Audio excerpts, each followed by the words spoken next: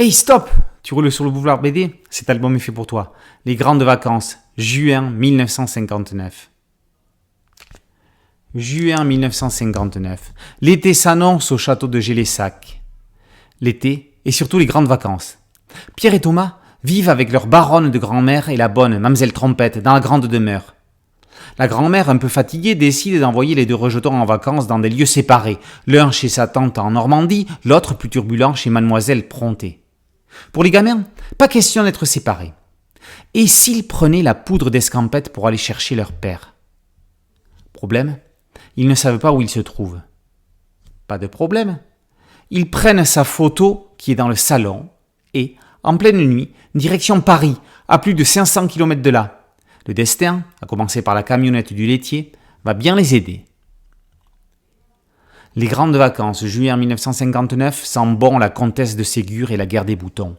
Les auteurs nous invitent à nous replonger dans une époque où il n'y avait ni télévision, du moins pas dans tous les foyers, ni tablette, ni téléphone portable, un temps où il suffisait d'ouvrir la porte ou la fenêtre pour que l'aventure commence.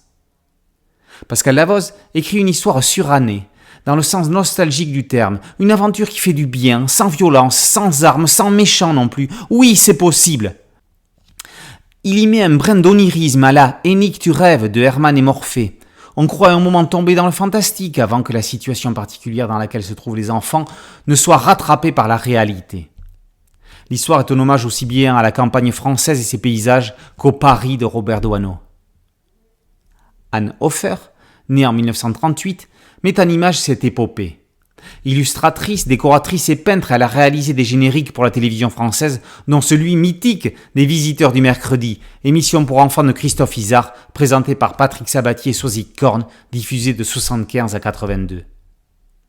Pierre et Thomas semblent tout droit sortis de ce générique, si bien que, avant de savoir qu'elle en était le maître d'œuvre, on pensait qu'elle s'en était inspirée. L'émotion à la lecture en est encore plus forte. Anne Hofer réussit à prendre le lecteur par la main pour en faire le troisième passager de ce voyage merveilleux.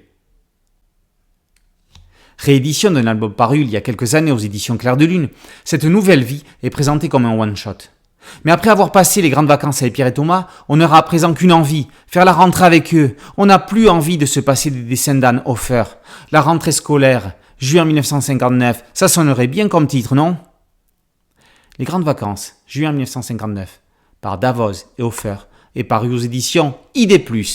Boulevard BD, c'est un podcast audio et une chaîne YouTube. Merci de liker, de partager et de vous abonner. À très bientôt sur Boulevard BD. Ciao.